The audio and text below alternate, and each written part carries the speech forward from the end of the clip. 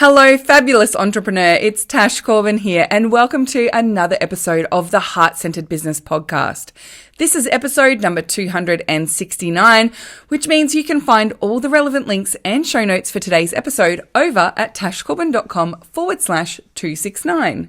In today's episode, I'm going to walk you through how you sell using Facebook Messenger marketing. And this is so hot right now, so let's dive in. I'm Tash Corbin, and this is the Heart-Centered Business Podcast.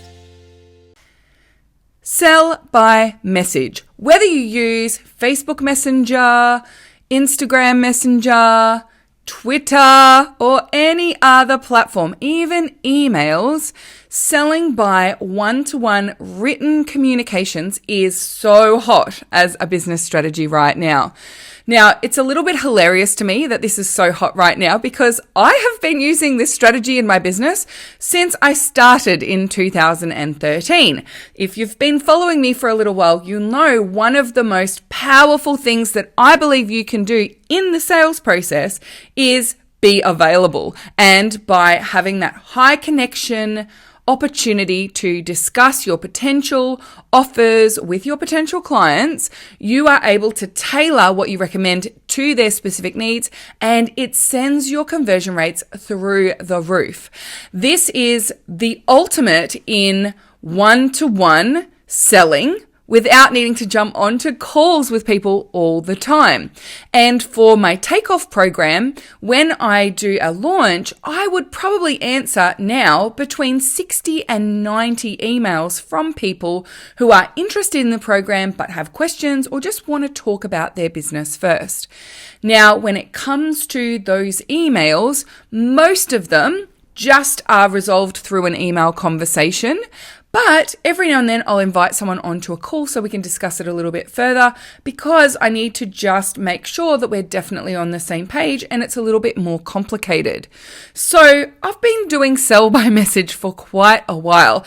And when I was asked about how to use sell by message in our business strategies and as a marketing tool, for me, it was a little bit of a step back required because I needed to actually look at, well, what is the strategy that I use and what is the process that I follow? Because to me, it comes so naturally because of my experience and the level of time that I've spent engaging in one-to-one conversations as part of the sales process. So I have broken down my 5 tips for you to really dive into sell by message, regardless of whether you use Facebook Messenger or not. But I'm going to use Facebook Messenger as the example in today's episode. And I just want to say a big shout out and a thank you to everyone who's asked this question. It was a most common question that was asked when I did my Instagram stories a couple of weeks ago. So if you are looking for my advice on something, or if you do have questions about any of the strategies that you see online, number 1, look out for my Ask Me Anything posts over on my Instagram stories. I'm at Tash Corbin on Instagram. But number 2, you can always ask a question at any time over at tashcorbin.com/question. So I want to say a big thank you to all the people who asked questions about selling by message, sell by Facebook Messenger, whether that was on Instagram stories. There was quite a few of you there, and a few people also submitted this as a question at tashcorbin.com/question as well. So I've lumped all of your questions in together that relate to sell by message, and I'm doing this one episode to answer those questions. Before I dive into my tips on how to sell by message, I do want to say there is a huge difference between smart sell by message strategies and sleazily sliding into someone's direct messages.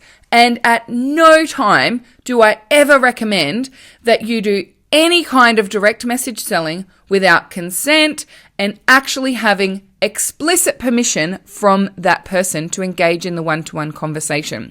So just because someone comments on your offer on social media and says, wow, that looks like a really stunning offer, does not mean they've also given you express permission to send them a private message. That is not an invitation.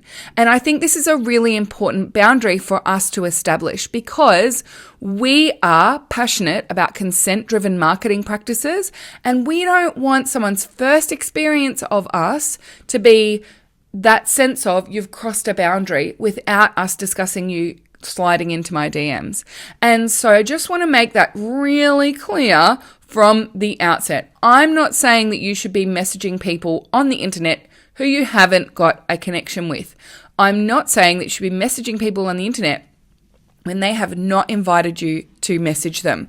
So this goes for people, even if you maybe know them a little well or you've met them in real life before. But if you don't feel like you have 100% confidence that they would be excited to receive your message or happy to receive your message, don't send them a message. There are other ways to reach those people. So just wanted to make that really clear first and foremost. And if you are really curious about consent-driven marketing practice, I do have a free resource, and I will make sure I link that in the show notes of today's episode as well at tashcorbin.com/269.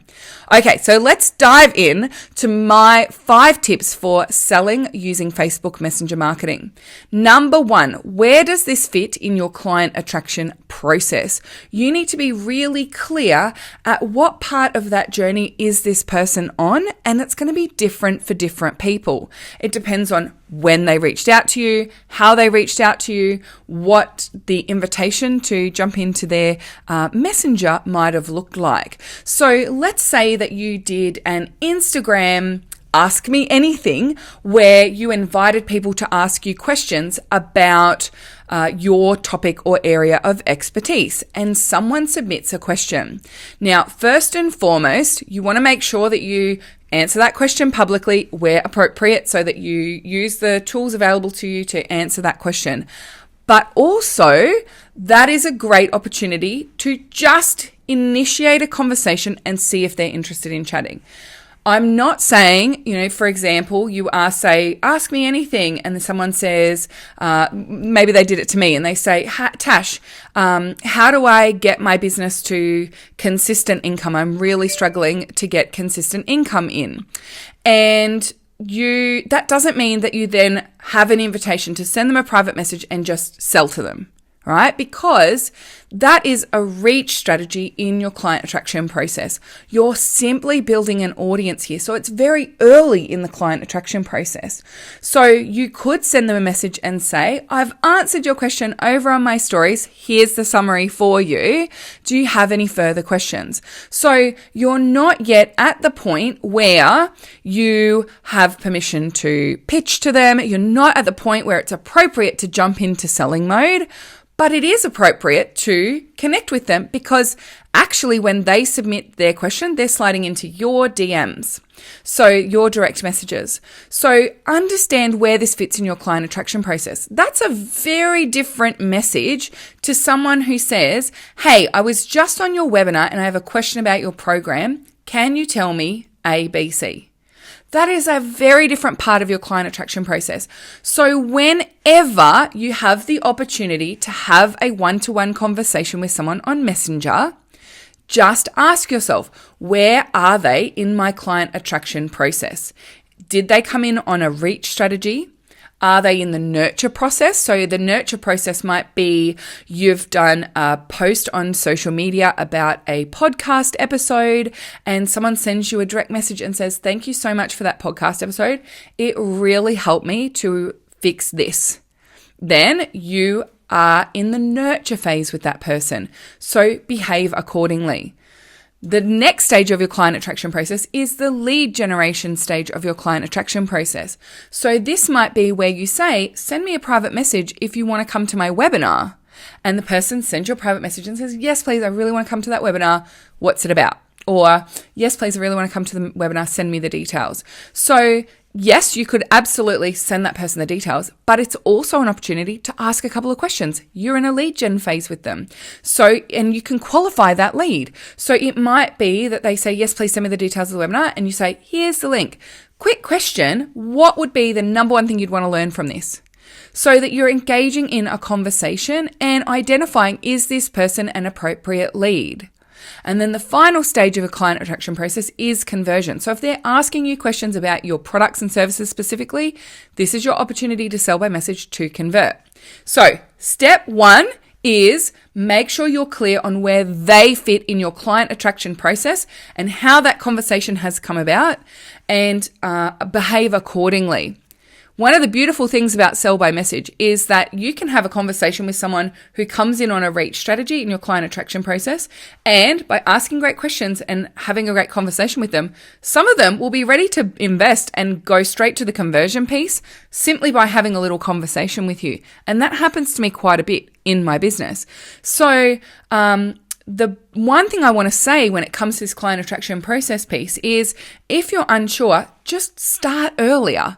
So I've never lost a sale because I didn't jump for the jugular and go straight in for the sale, right? I've always been very mindful of asking lots of questions and ensuring that we're both on the same page and treating someone like a human being that I want to know about and understand before deciding whether or not they're going to be the right fit for one of my products or services. So if you're unsure, just ask questions and treat them as though they're very early in that client attraction process, and you'll never go wrong. So, number one, where does it fit in your client attraction process? Number two, there's a difference between active messenger strategy and passive messenger strategy, and there is a ginormous gray zone in between. So an active messenger strategy would be if someone comments on something on your social media and you would say, hey, great question. Here's my thoughts. Would you like me to send you a private message with some extra resources? So you're very actively asking for permission to slide into their direct messages, right? You are initiating that slide into the conversation with permission, always with permission. Remember what I said at the start? Always with permission. So that would be a more active part of the messenger strategy. Now, there's way more active parts of messenger strategy that I do not recommend. For example, someone likes your post on Instagram and you instantly direct message them. Someone shares something that you agree with on Instagram and you direct message them, thinking that you might be able to sell to them. Yeah. So there's a big difference between just jumping into someone's direct messages without necessarily having been invited or asking for that permission. I'm not talking about any of that. The most active strategy I would recommend would be sharing something where people are likely to comment. And if there's an opportunity so that they've commented back or you see that there might be potential for a conversation, ask permission to send them a direct message and tell them why you want to send them a direct message. So it might be you've got an extra free resource you'd like to send them, or you've got some extra tips that you want to share, or would you like me to direct message you with a link to my most recent podcast on this, right? So, and always asking in the comments in public, not sending a direct message and say, hey, sorry for sliding into your direct messages, but I saw your comment and I thought, wow, we really should connect, because that is what all the spammers say. And it doesn't matter how apologetic you are or how much you preface it with why you think you'd be a great opportunity. You could have asked for permission in public and you didn't. So do that instead. So there's a big difference between active, so that would be the more active, versus the very passive messenger strategy, which is waiting for people to message you. And I still have people to this day who still message me without me necessarily giving them the direct instruction to message me. But that's because I've created a community and a space online where people know that they can message me. And I love that. So waiting for people to message you is the most passive of the strategies. But as I said, there is so much gray zone in between. So getting the opportunity to have that messenger conversation can come from so many sources. When you do podcast episodes, you could tell people it's totally okay to send me a private message. When you do a Facebook Live, you could invite people to direct message you. When you are posting on social media, you could put the little message button on Facebook. You can use Instagram stories. You can use Facebook stories. There are so many different ways to encourage people to come into your direct messages. And there are so many different ways to create a conversation where it would be appropriate to suggest that you take the conversation to private messages. So the big gray zone between very active and very passive messenger strategy in terms of striking up that conversation is your playground. And my biggest recommendation is play, experiment. See what feels good. See what people engage with. See what works. See what doesn't work. And always be curious and unflappable about that messenger strategy. Number 3, you have 2 ears and 1 mouth. So even when you are typing, make sure you use them in balance with each other and in that ratio. Ask questions before diving into giving answers. The worst thing you can do in a conversation with someone is jump in with advice that they don't want, is jump in with strategies that they didn't ask for, is to tell people stuff they've heard thousands of times before without asking, have you considered da-da-da? Or have you, would you be interested in understanding this? Or, I've got some quick tips I could copy and paste from an old podcast. Do you want me to send them to you? Ask questions and ask what they've tried before. Ask really meaningful questions. What are you finding the most challenging? What have you tried before? What are you looking for? What's your goal here? Ask questions and listen to what it is that they are saying. 2 ears, 1 mouth.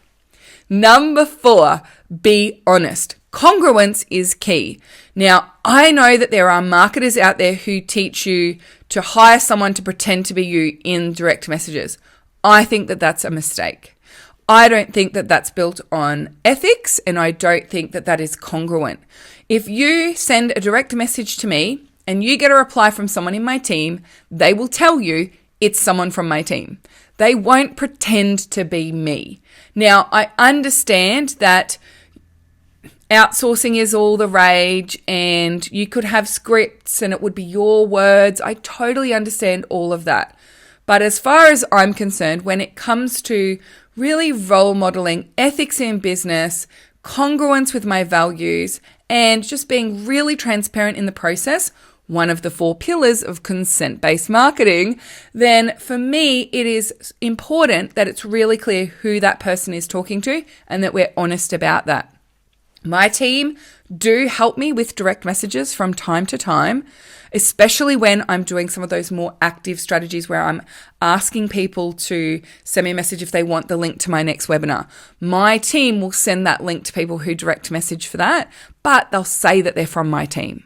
So as far as I'm concerned, honesty and integrity are a non-negotiable in my business, and I would recommend, especially when you're first engaging in this marketing strategy of selling via message, that you do the same. There is nothing wrong with having a little, by the way, this is Team Tash, or hey, it's Dee from Team Tash here, da-da-da-da-da. Hey, it's Grace from Team Tash here. It's the same when people email. It's the same when people message. I'm very upfront about who the person is talking to, especially about whether it's me or not, because people want to feel like when they're talking to me, and people want to be able to trust that. Trust is one of the biggest factors that you want to make sure you protect in your business.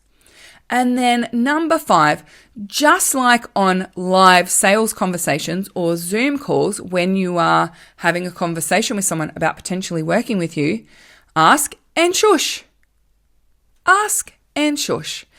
If someone says, do you have a payment plan available? And you've got 3 different payment plans available, don't say to them, yes, I have 3 payment plans available. This one and this one and this one, right? And then you and if you want this one, and then you can do this. And it's just like this ginormous long message. Don't do that. You don't need to do that. If someone says to you, would it be able to help me with X? Then say, yep, it would, because this, and shush. Ask a question and shush. You don't need to have perfectly manicured, polished and sparkly pictures. And when people are messaging you, they're messaging you because they want to engage with a human, not a perfectly manicured ad. So don't copy and paste perfectly manicured ad responses into those messages. Engage with them like a human and give them time and space to discuss, to think, to answer, and to ask their questions if they have them as well. So there are my 5 tips for selling using Facebook Messenger marketing. Number 1, where is this person in your client attraction process? Number 2, there's a lot of gray area between active and passive marketing strategies to strike up those conversations. Play with it and experiment. Number 3, ask questions, 2 ears, 1 mouth. Number 4, be honest about who is engaging in that message. And number 5, ask and shush, just like you were on a one-to-one live call. Now, if you've found this really helpful and you'd like to start using Facebook more as your marketing approach, and you're interested in doing that without necessarily investing in a lot of ads, I have a great free resource with you. It's called my $0 Facebook Marketing Plan. And you can go and find the link to that over at tashcorbin.com/269. If you have any follow-up questions or lightbulb moments that have happened as a result of this podcast episode, as always, come over to the Heart-Centered Soul-Driven Entrepreneurs Facebook group. Use hashtag #PodcastAha. Let me know you've been listening to episode number 269 and any questions or lightbulb moments that you might have. Thank you so much for joining me for this episode of the Heart-Centered Business Podcast. Until next time, I cannot wait to see you shine. Bye for now. Would you like more tips, tools, and resources to help you grow your heart-centered business? Head to tashcorbin.com today.